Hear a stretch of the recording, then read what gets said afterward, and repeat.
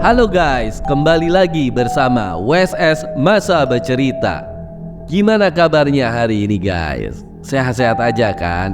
Yang sedang kurang sehat semoga cepat sembuh dan bisa beraktivitas lagi seperti sebelum-sebelumnya dan dimudahkan mencari rezekinya. Sebelum kita mulai bercerita, jangan lupa di subscribe ya, dan di like, dan juga di share cerita kami.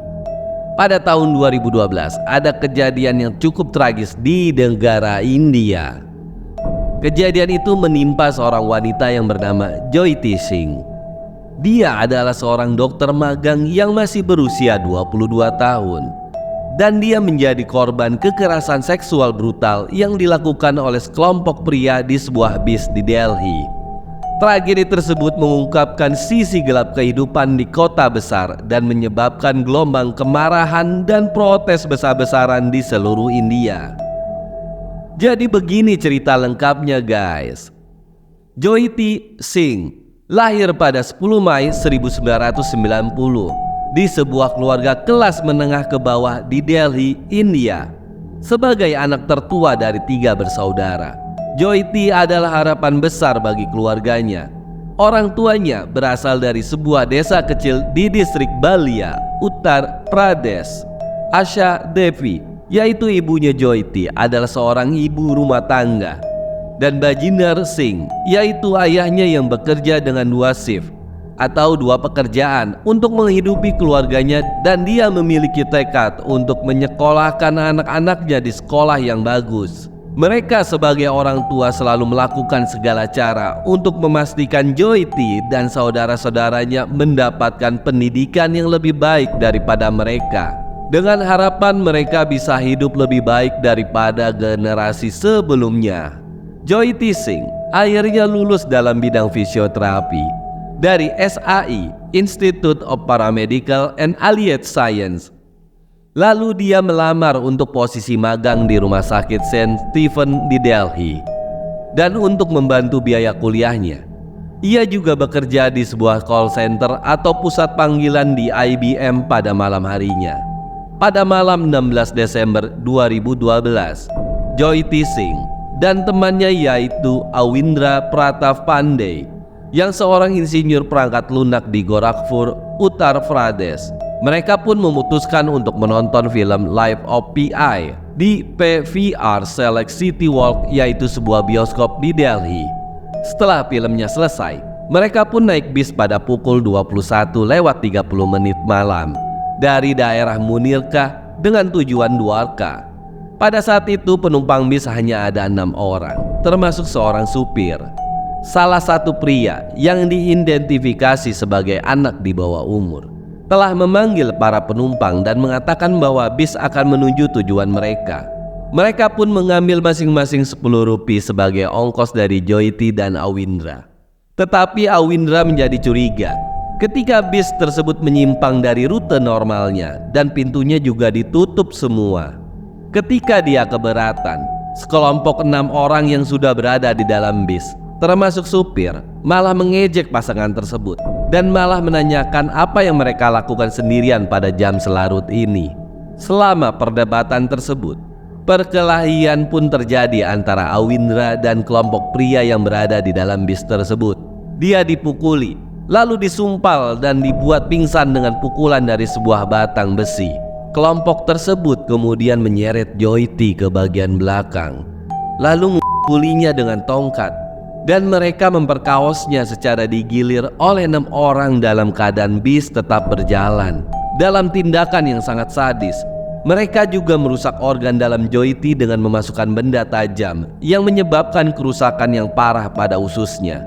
FYI nih guys, menurut laporan dari kepolisian bahwa pada saat itu Jyothi berusaha melawan para penyerangnya dengan cara menggigit 3 penyerangnya dan meninggalkan bekas gigitan pada para pria tersebut. Nah guys, jadi pada saat itu Jyothi tidak pasrah-pasrah aja ya. Setelah pemukulan dan permekaosannya berakhir, para penyerang melempar kedua korban dari bis yang sedang melaju. Para korban yang hanya berpakaian sebagian ditemukan di jalan oleh seorang penjalan kaki sekitar pukul jam 11 malamnya. Pejalan kaki tersebut langsung menelepon polisi Delhi yang kemudian membawa pasangan tersebut ke rumah sakit Safdarjung, di mana pada saat itu Joyiti langsung diberikan perawatan darurat dan ditempatkan pada ventilasi mekanis. Pada saat itu juga dia ditemukan dengan banyak bekas luka, termasuk banyak bekas gigitan di sekujur tubuhnya Joyiti. Kejadian ini segera menyulut kemarahan di seluruh negeri. Berita tentang serangan tersebut tersebar luas dan menimbulkan gelombang protes besar di Delhi dan kota-kota lainnya. Para demonstran yang sebagian besar kaum muda turun ke jalan menuntut keadilan bagi Joyiti dan meminta pemerintah untuk memperketat hukum terkait kekerasan seksual. Pemerintah India di bawah tekanan internasional dan domestik berjanji untuk memberikan perawatan terbaik untuk Joyiti dan segera mengambil langkah-langkah untuk menangkap para pelakunya. Akhirnya, sebuah tim investigasi khusus dibentuk oleh polisi Delhi hanya untuk menyelidiki kasus pemeriksaan beramai-ramai yang terjadi pada tanggal 16 Desember 2012 di ibu kota India. Tim tersebut menemukan dan menangkap beberapa tersangka dalam waktu hanya 24 jam setelah kejadian tersebut. Mereka berhasil melacak bus sewaan tempat kejadian perkara dan menangkap pengemudinya, yaitu Ram Singh yang masih berusia 30 tahun. Dan finalnya, 6 orang pun ditangkap sehubungan dengan insiden tersebut, termasuk Ram Singh dan adiknya yaitu Mukesh Singh berusia 26 tahun dan 4 orang lainnya yaitu Vinay Sharma berusia 20 tahun, Pawan Gupta berusia 19 tahun, Afroz berusia 17 tahun, Akshay Thakur berusia 28 tahun, yang semuanya tuh terlibat dalam kejahatan tersebut.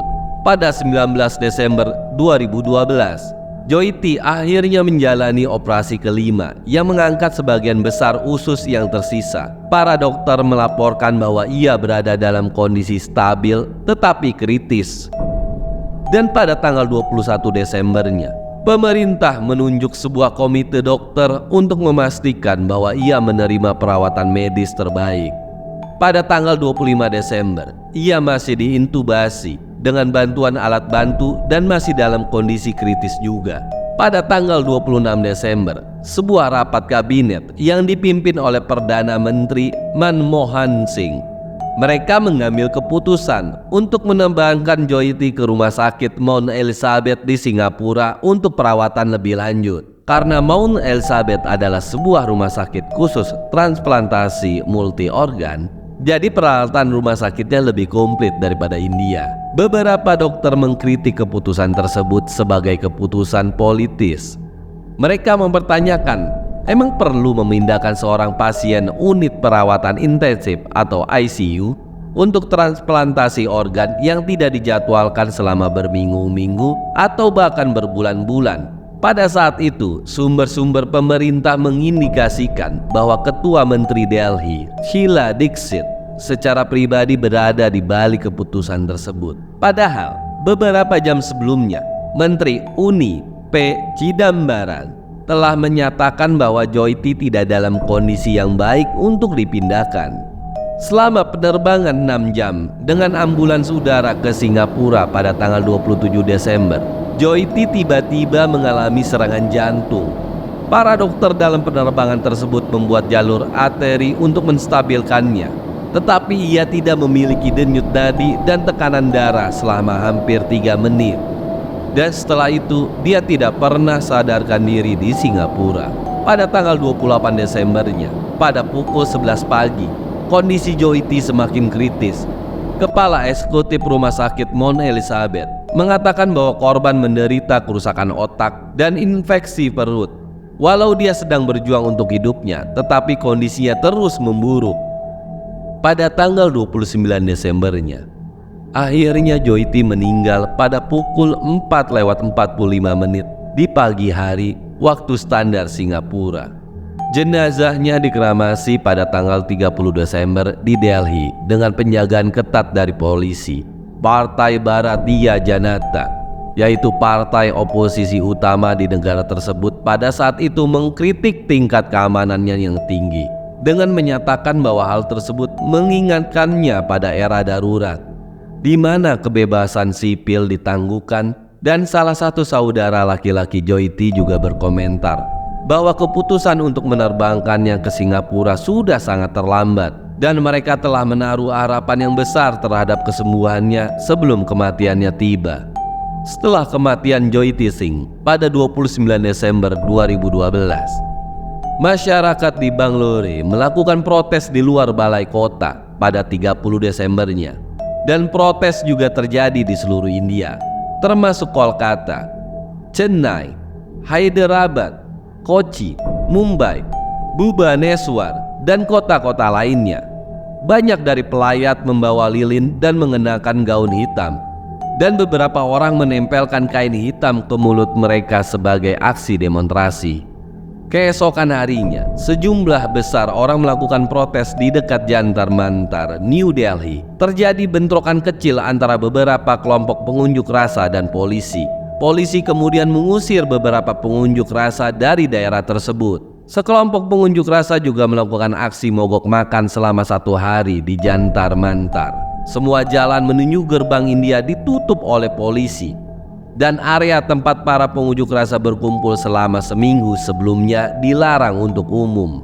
Dan perayaan tahun baru pun sebagian besar diperkecil dengan adanya angkatan bersenjata India, dan beberapa klub dan hotel di Delhi akhirnya membatalkan pesta tahun baru mereka. Protes di India juga memicu protes di seluruh Asia Selatan, termasuk demonstrasi di Nepal, Sri Lanka, Pakistan, dan Bangladesh.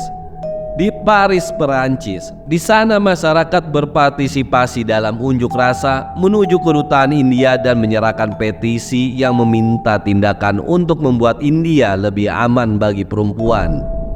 Karena New Delhi itu adalah salah satu kota yang memiliki jumlah kejahatan seks tertinggi di antara kota-kota besar di India. Pada tanggal 11 Maret 2013, salah satu tersangka, yaitu Ram Singh, ditemukan tewas tergantung di selnya yang ia tempati bersama tahanan lainnya. Dan ini juga menimbulkan pertanyaan, apakah kematiannya adalah bunuh diri atau pembunuhan? Selain itu, narapidana lain di penjara Tihar sering menyerang Mukesh Singh, yaitu adik Ram Singh, sehingga ia akhirnya dimasukkan ke dalam sel isolasi demi perlindungan dirinya sendiri. Keenam tersangka tersebut memiliki latar belakang yang berbeda, yang dari pekerjaan hingga umur yang juga berbeda. Penangkapan mereka juga dilakukan di berbagai daerah, mulai dari Delhi hingga Rajasthan, Bihar, dan Aurangabad. Para pelaku yang tertangkap tersebut juga sudah merencanakan insiden tersebut dengan merampok tukang kayu sebelum melakukan pemerkosaan dan tindakan kekerasan lainnya. Pada sisi lainnya nih, polisi juga menghadapi kritik karena polisi atau petugas yang menolak tindakan ketika seorang tukang kayu dilaporkan dirampok sebelum insiden pemerkosaan tersebut terjadi. Pada saat itu, penangkapan para pelaku dinilai dilakukan dengan cepat, dan mereka juga diadili dengan tuduhan pembunuhan, pemerkosaan, dan tindakan kriminal lainnya. Selama proses pengadilan, kasus ini mendapat perhatian media yang sangat besar, tidak hanya di India, tetapi juga di seluruh dunia. Pada akhirnya, 4 dari para pelaku dijatuhi hukuman mati, dan seorang lainnya yang masih di bawah umur dijatuhi hukuman 3 tahun di pusat rehabilitasi. Proses pengadilan yang panjang dan berbagai upaya banding yang diajukan oleh para terpidana menunda eksekusi mereka hingga tahun 2020. Pada tanggal 20 Maret 2020, pukul 5.30 pagi, Mukesh Singh, Vinay Sharma, Akshay Thakur, dan Pawan Gupta dieksekusi di penjara Tihar. Mereka digantung di tiang gantungan yang dirancang khusus untuk 4 orang. Menurut petugas penjara, keempat terpidana tersebut menolak tawaran makan terakhir dan pakaian baru sebelum eksekusi. Mata mereka ditutup dan tidak melawan ketika mereka digiring ke tiang gantungan. Namun, Vinay Sharma mengalami gangguan mental sebelum dieksekusi dan mulai memohon kepada para penjaga. Keempat narapidana tersebut dinyatakan meninggal setelah digantung selama 30 menit. Dan Mukesh Singh dilaporkan mewasiatkan agar organ tubuhnya disumbangkan kepada yang membutuhkan.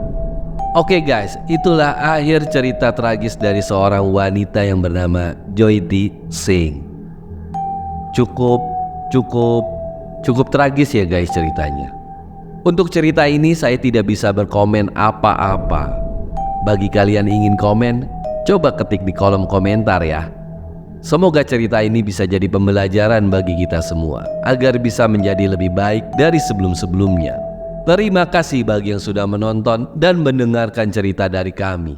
Dan jangan lupa untuk di like dan di subscribe. Sampai ketemu di cerita-cerita selanjutnya. Cerita apa lagi ya? Sampai jumpa guys.